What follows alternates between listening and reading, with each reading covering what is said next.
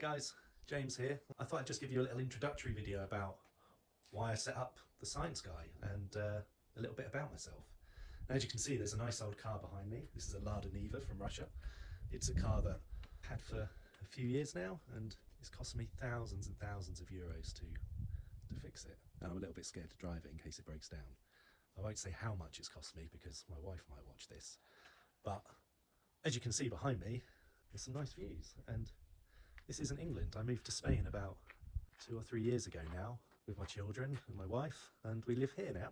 And since I've been in Spain, I've been teaching online, various agencies and also for an online school. And just wanted to say a little bit about why I've set up the Science Guy. So let's go to the office and I'll tell you more about it.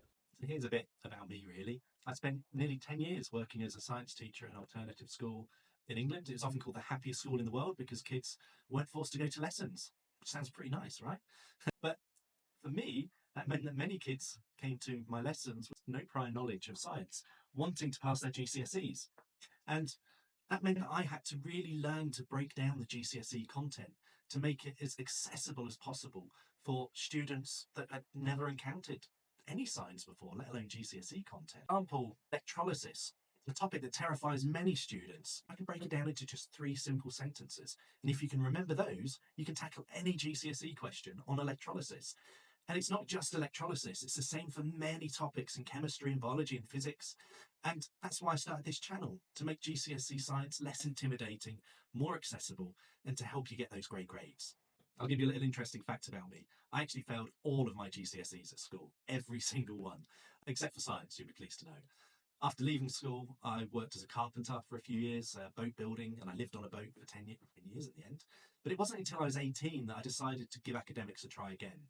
And I think this just shows that you don't always have to, everyone flourishes at a different time, basically. And just maybe you're struggling now, and just because of that doesn't mean you're always going to struggle. So I retook all my GCSEs and A-levels, and then I went to university and did a degree in forensic science. I went on to do a master's and a master's of philosophy, and also my teacher training. So if you're struggling now, just remember you don't always have to struggle. It's not going to be forever. And I want my YouTube channel to be a place where you feel really supported. I'll always try and comment and reply back if you're struggling, and a place where you can learn science in a way that makes sense for you.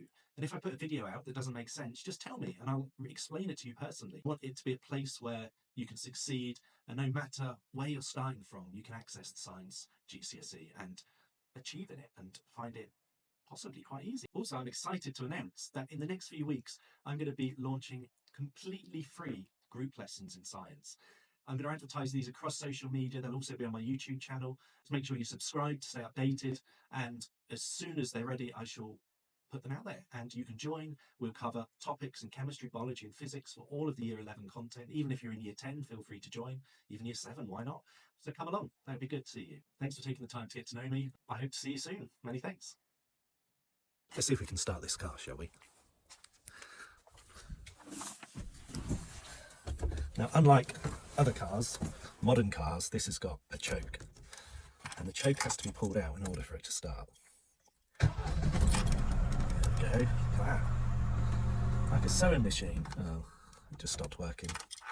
Oh, it stopped working again. There we go.